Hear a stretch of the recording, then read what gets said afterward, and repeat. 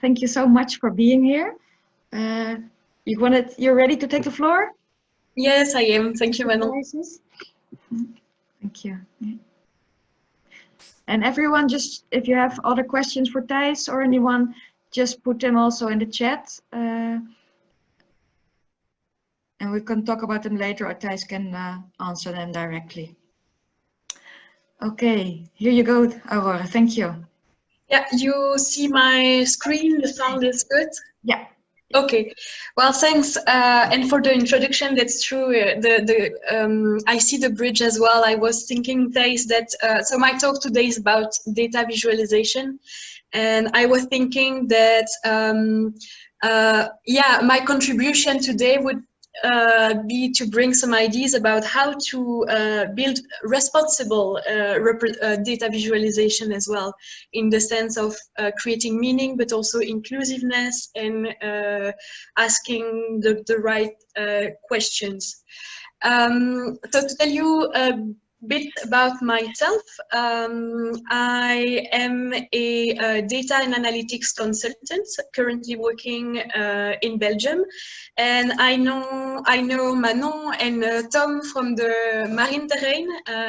Until recently, I've been working with them over there and doing some experimentations as well, and that got me really thinking about the role of data visualizations to communicate with data and build meaning with data, experiments, and I'd like to share some insights with you today, lessons learned, experiences, and I will show you also examples of data that we gathered on the marine terrain. So you will see also the connection with previous presentation in some way. So I have quite of an unusual path into tech, as I started studying languages and literature. Then I did a PhD, a research in sign language linguistics, and indeed I'm really curious about everything that is concerned with building meaning through visualizations already with that. And then in the process of doing research, I got curious about working more and more with data and programming, which brought me to Amsterdam, where I started to work as a consultant in the sector. And all of this experience brought me to a point of starting to see the differences, but also the shared difficulties in very different domains in talking about data, communicating about data, yes, my experience is that I've been working in small labs, working with linguistics data or computer vision data, now working for a bigger company, and I start to see many things that are in fact shared at every point of the data generation process. And I hope that by showing you the importance of data visualization at every step, I will give you some ideas of how we can work with data visualization. Just to give you a small introduction of what I'm working on my personal projects, you have two examples of projects I've been working with, collecting some data of Amsterdam data through Instagram. One of the projects was made with Tom last year, where we were curious about knowing how people connect with spaces online and offline, and so we collected hashtags that were related to places of the cities, like the Marine Terrain, the Plek, and looked at the popularity of some hashtags, some representations, and that was a way to engage with citizen data and to question what is the city in a period of time where the city is a smart city that both lives in the street but also on our smartphones. And now I'm continuing this series. If you're curious about it, I can tell you more later, but about collecting data and how we've been living through the lockdown during the past months in Amsterdam. And this is an example, for example, of popular hashtags and concepts that were gathered through Instagram during the lockdown period that we've been through and still are. So this is something that I'm doing right now on my free time between my data analytics activity, but I'd like to dive immediately into the topic. So data is really everywhere. It's been exploding in the news. I don't know if you feel like me sometimes, this data saturation also sometimes in the news, because we are constantly presented with new information, new data, but data visualization is a big part of that, and there is a reason, because our brain processes data visualization very quickly, and statistics from the MIT says that at least 90% of the information that we received in our daily lives is coming from visual input. So this makes visualization something that is really powerful and that is seen as a quick and effective way to communicate information in an universal manner. But I'd like to question that. This is my point of view today, because, well, we tend to think that's a really common representation that everything that is visual is in a way or another universal. I told you that that I'm a specialist in sign languages as well, and I bet that among some of you think that, for example, sign languages are universal because they are visual, and why not imagining, you know, this fantastic way of communicating through signs that would be universal? But the truth is, it's not the case. And it's not the case with data visualization either. So how can we make it effective when, in the end, data visualization is a construct of a construct, because data itself is a construct? And I really like the example of Thijs that showed us the point clouds, because it's really not something that is obvious, right? You have a construction of reality that is made through some sensors, and then in sharing the data visualization, we choose what we select in the data. So my goal today would be to ask questions on how we can navigate this construct and be sure that we take into account the fact that it's not universal, but still make effective data visualization. And I like to talk about the role of data visualization at three important parts of any data project. First, I think that visualization is the first key to get to know your data, to do some research and some exploration. Then data visualization is also a key method to communicate effectively with different stakeholders that are involved in your project. But it's also a very interesting way to communicate with the public. And then in that part, I will integrate more example of data, reflecting about how to make it, I will still using this word, I really like it, but responsible. And in those 3 points of the data process, the goal and how you will use the visualization is really different. On the one hand, the exploratory side, you don't really care about the aesthetics. What you want is something quick, something rough, but that can give you insights quite quickly. But when you're going towards the communication part, and then you care about, well, you have to be careful about many things to be sure that what you see for yourself comes across effectively as well. Yeah, so I'd like to talk a bit about three ways in which data visualization is important from the start. Because it's part of my personal story. As I started myself as a researcher, I thought at the beginning that data visualization was only something to communicate my results at the end of the process. And that's really what I learned. What I learned in all those years starting to learn programming is that it's not a good idea to think that way, but that getting to know the data right away by using data visualization is super effective. And my $1 million tip that I really learned the hard way is that as soon as you receive data from your colleagues, AI specialists, data engineers, if you are like me, a data analyst, data scientist who needs that data, the first thing you should do is visualize it as fast as you can. And trust me, it can save you yeah, a lot of time, like precious hours, days, even weeks.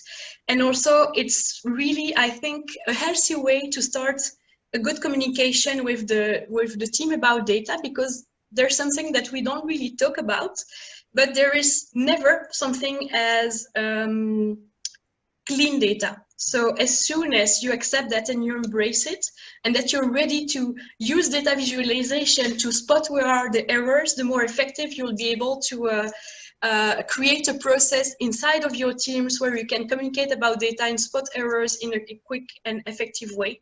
So here I would suggest you, when you receive some data to work with, to use quick tools like RapidMiner and Tableau, and in less than 5 minutes you can already have a complete overview of quick descriptive statistic of your data, and the visualization is really powerful.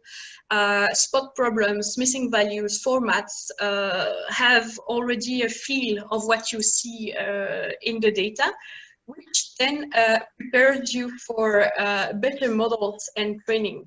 So as I told you, it's a big gain of time. It's really a good way to communicate about the data you have in a team. And yes, I would say that visualization is helping to also see the scope of a problem you have, and be ready when you work with data to also have to deal with those problems that are not really problems, but just part of the process. So while working with data to build a model, you should always, I think, see what the distribution of your data looks like, because you can have data sets that on paper, I mean by that, that statistically are equivalent, like they can have the same variance, same mean, or same correlation coefficient, that are quite similar, but that in reality are very different. And using data visualization right away, for example, can help you spot some outliers, as you can see in the last two figures that are shown on the ensconce quartet. Or you can see special behaviors, patterns. So the idea here also is to get to know the data, to look for trends, patterns, outliers, and then build better models, in the case, for example, of machine learning tasks.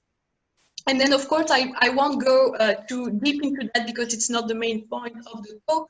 But once you've built some modelization using visualization of the errors, can be also very insightful. And then you start to engage in the data in a very iterative process. And at each step, then the visualization can provide you quick indications on where to bring your focus. And when you're working with a big bunch of data, it's always handy to have something that where to look at. Otherwise you can feel lost. So this is, I would say, the first part of why data visualization is important. And so we've seen that it's important to explore the data, to get to know it, but also to help you maintain good quality data sets overall. Now I would like to address recent, the place that data visualization is taking nowadays into business and in many companies. So yes, in modern times, companies are really relying on data to take decisions, and they need some insights. And they use business intelligence tools, and data visualization is a big part of the communication that can be established in a company, for example. And that's the case, for example, of where I'm working now.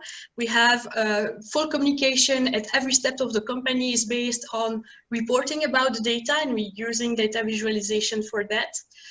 Here, these are just some general tips I would say that you have to ask yourself when you working in such setting while building visualization, is to always keep in mind or try to understand what's the strategy of your company. Why do you need the data?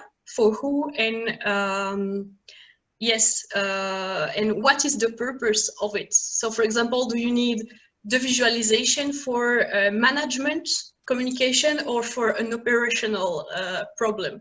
And so this will guide you to know where to bring your focus to.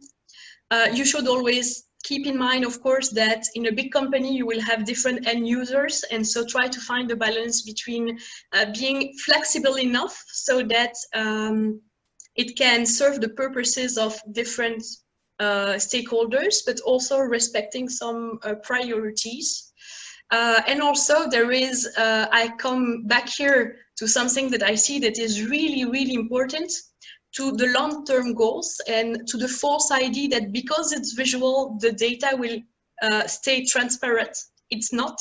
And so even though you have graphs that everyone seems to understand, take into consideration that maybe in 2 years' time, the team will have changed and that what you think is clear will not be so clear anymore. So you really need to document what you're doing, be transparent about the process, about how you build those visualization and how to maintain them in the long term.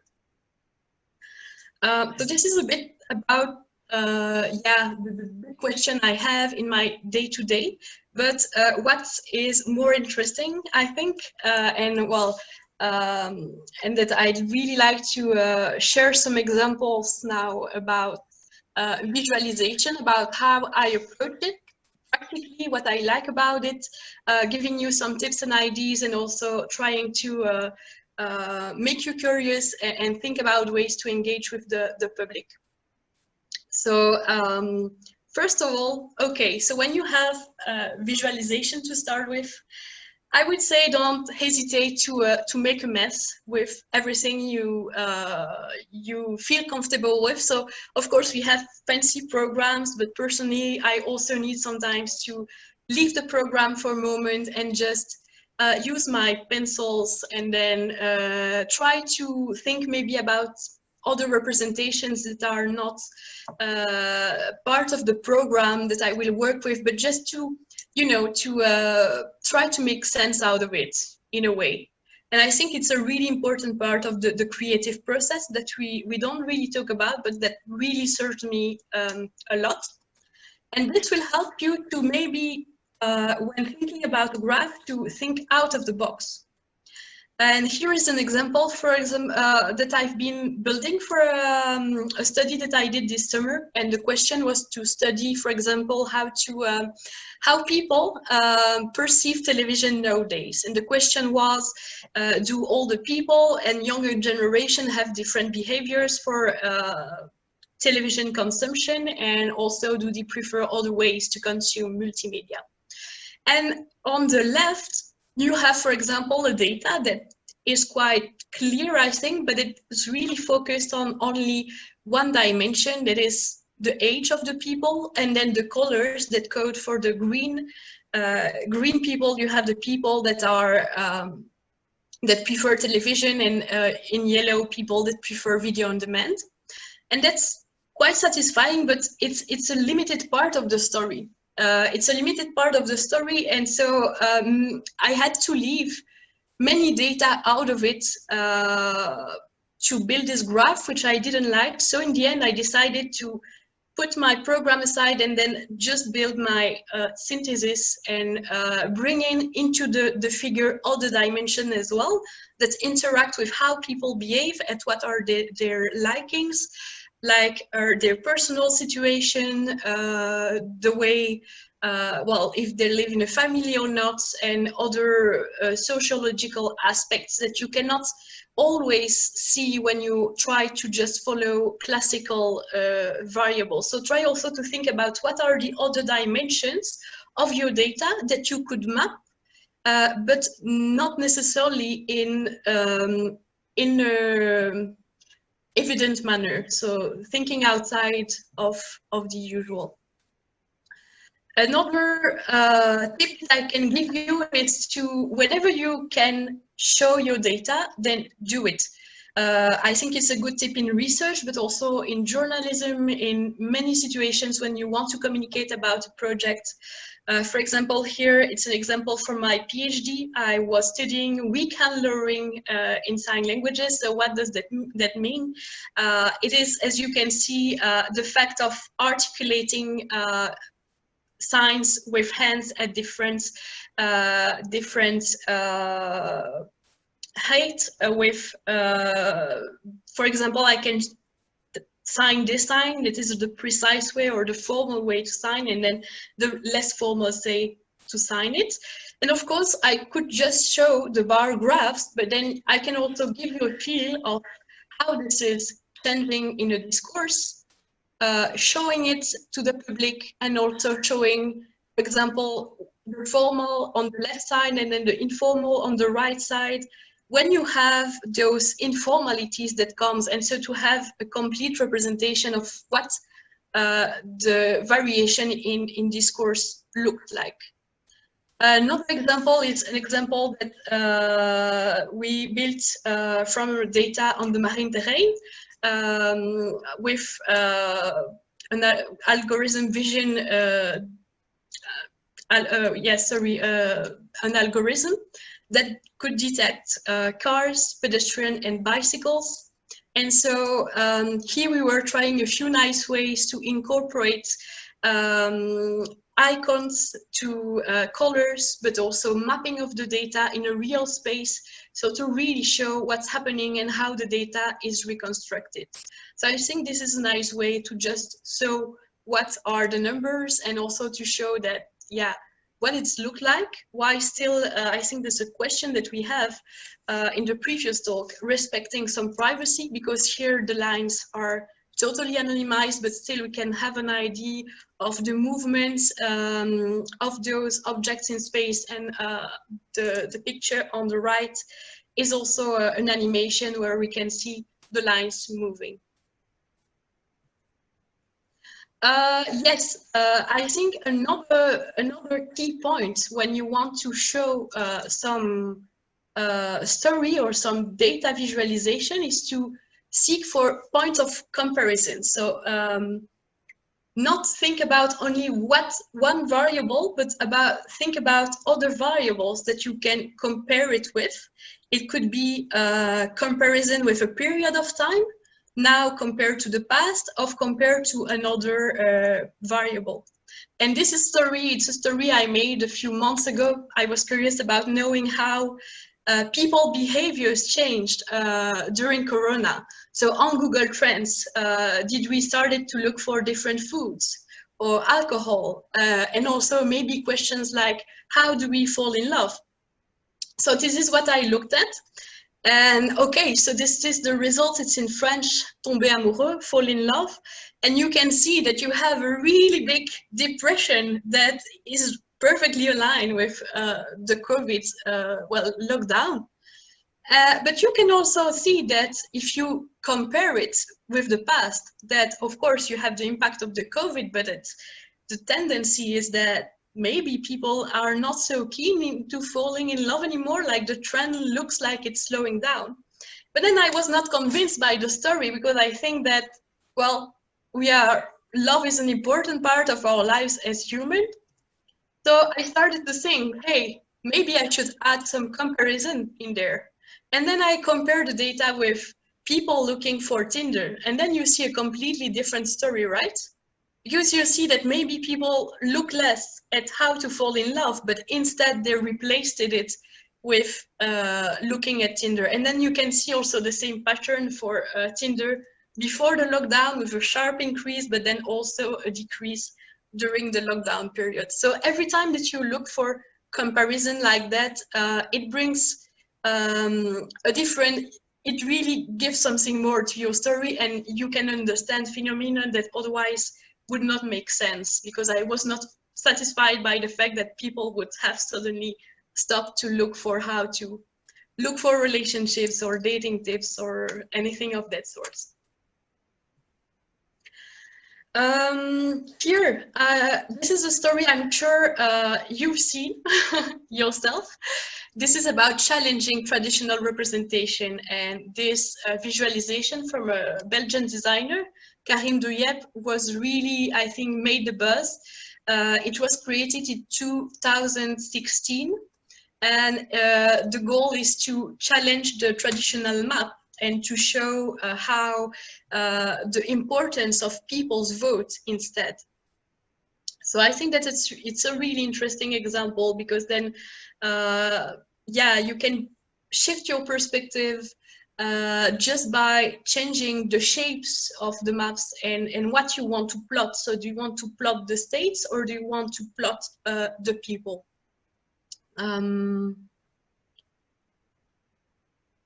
Okay, sorry, I don't know. Oh, yeah. In relation to that, my next advice would be tell a story. And so still taking this example of the recent elections, I've came across this nice visualization from Le Monde, which gives you directly in its title the goal of this visualization, that says that urban areas of more than 2 million people vote Joe Biden. So what I really like about it is that the map is pretty clear, but also that it tells the story immediately from the title, and I think it's a really effective way to go.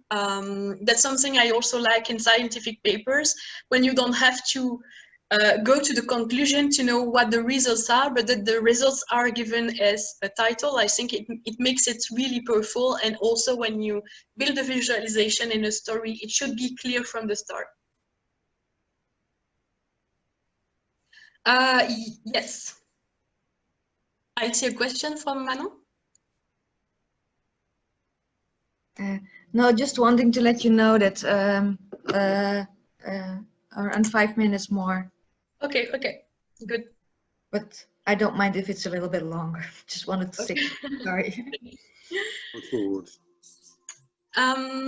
My next concern, and that's something to me that is really important, is explain your data and why you're doing some visualization. And I think that really comes with being responsible or being inclusive or empowering people with data.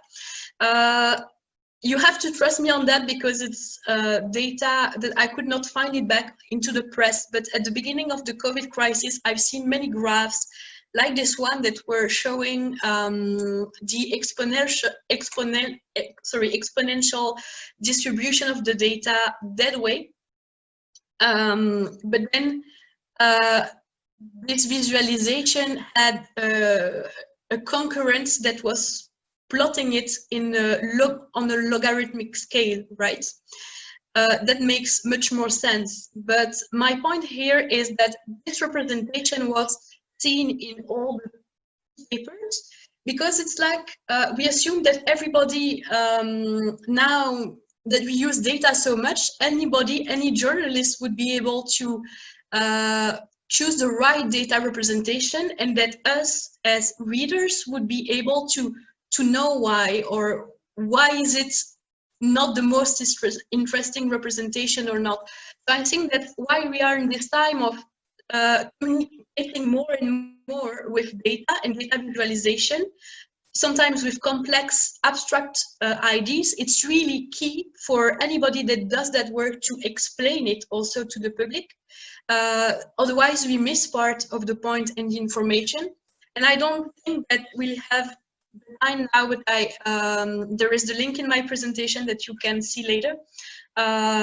You have the full explanation by John Byrne Murdoch for the Financial Times on why he is using logarithmic scales and why it does make sense, and it's explained in a very clear way. And since this video, more and more journalists I've seen in Belgium started to change themselves the way they would represent the data. So I think it's a really powerful example of how explaining it can change the perspective, and we can also learn from it. And I really like to see that evolve in real time in our society.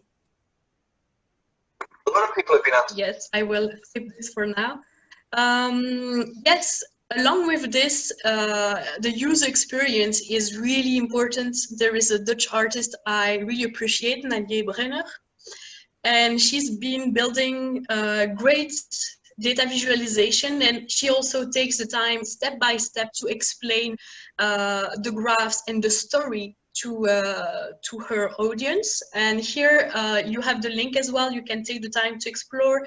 It takes you step by step to explain to you how to read this complex graphical form. So I think that it's really fine to go for more complex visualization as soon as you give the keys to the people to understand it.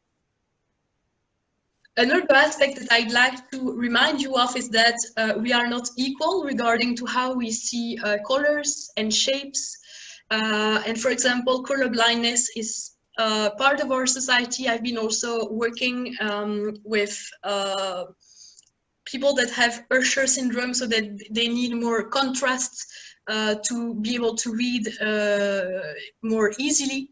And so these are simple things that you can take into consideration when working for a company or a city, just to improve your graphs, thinking about choosing the right shapes, the right shades, and then facilitating the process of reading your data. Of course, I like to think that when the data is open, then you are giving also the possibility for the people to go for themselves and see it, and maybe start their own narratives about the data. And maybe as a conclusion, I'd like, well, I will make a bridge as well with what Thijs was asking. The picture here is from Tom and Marcus Funstein.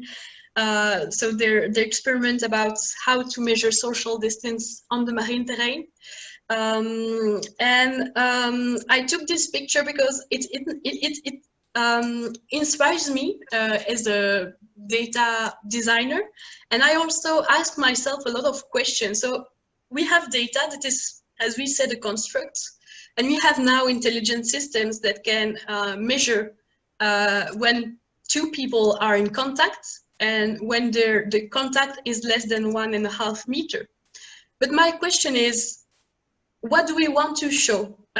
Is it just the number of contacts, or should we include in our representation other variables? For example, how long was the contact? Do we want to include in the data the number of contacts when we only crossed one person for 2 seconds, or does it have to be a contact of at least 1 minute with a stranger to be considered as problematic? Or if you went on the marine terrain and then you're with your best friend or your lover, I don't know, you're holding hands. Are you welcome on the marine terrain if you're holding hands, but you're not keeping your distance? And how can we integrate this in our visualization and representation in communication about the data?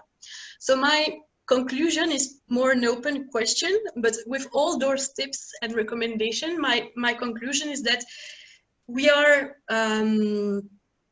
can affect directly how we perceive the words by choosing the metrics we are using and the visualization, the narratives that we are using.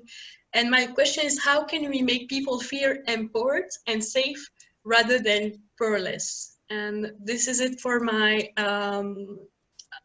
conclusion. And also a good read, a recommendation about storytelling with data. If you want to go further in your work with that. Wow. Thank you so much. You blew me away. What it really made me realize that what makes you very good at this is your curiosity.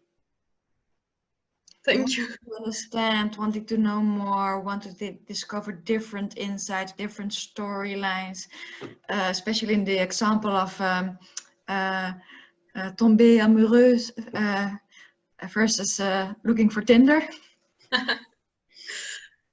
It's not just a technical job. It's more a social job, and yeah, I'm very grateful because you gave us a lot to learn and to help us learn, do it better ourselves. How to use it, how to make it more inclusive. So really great. For the audience, if you want to have a question, just put on your mic and your camera if you want. That's more personal. Frank, you wanted to add something about the last sheet, contact while moving or static contact, proximity, as to add to the 1.5 meter visualizations, but also the data collection in that sense. Yeah. Was it inside already in the data that was made, or? That's so that's a good question, because we are experimenting now with this data. So I'm just because what I take away from this is that there is also the feedback loop, that from thinking about your visualization, you also realize what kind of new data you have to collect to make it more valuable, to add more meaning. Yeah, that's true. And I think it's really important. Well, I really like working with AI specialists, and the feedback loop is really important, because then I think, oh, well, I'd like maybe to include it in my representation. Is it something that you can have from your technology? For example, the previous representation about bikes and cars on the marine terrain, I had to ask, hey, I'd like to map it. I would need the coordinates. Is that possible?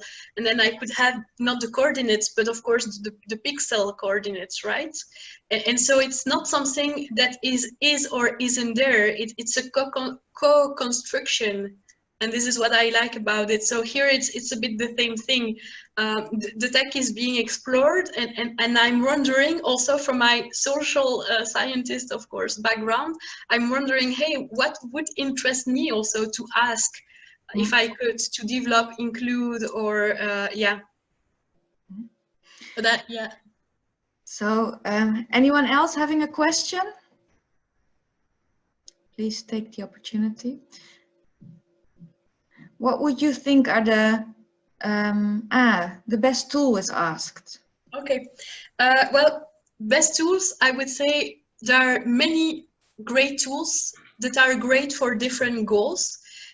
So I do not like to promote only one. I would think, what do you need for which purpose, and then learn a few, but be able, I think it's better to be flexible and to change tools than stick to one. For example, the example I gave with RapidMiner and Tableau are great, because really quick, in 5 minutes, you can have data visualization, and you don't need to do anything or almost anything, just dragging and dropping things.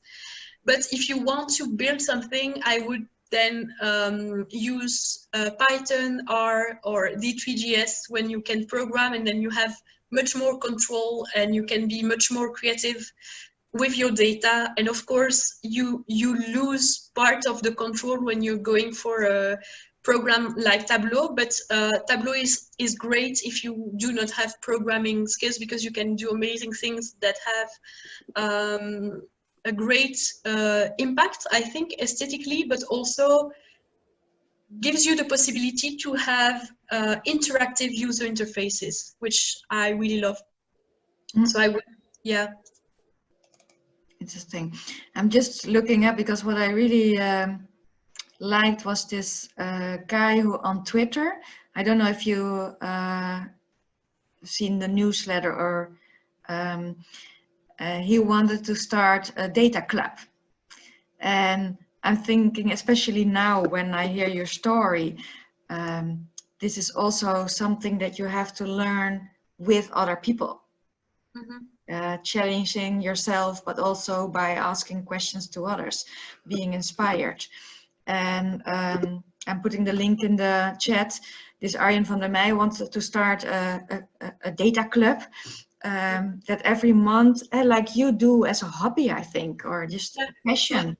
You choose a certain area, like are people looking for love still on Google?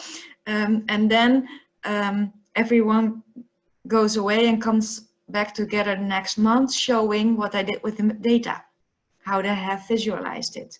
So if people are interested, because I think you gave some good pointers to, not only for experienced one, also for beginners to start with it. Maybe this club can be something to work inside. So last chance for questions. And a tip for from the father of infographics and data vision, Otto. Thank you. I didn't know that one. Okay, super. A Great. bit closer to the camera, Frank. Lower. Ah, yeah. Otto Neurath. Okay, thanks a lot. Then thank you, Aurore, for this wonderful talk. Really inspiring.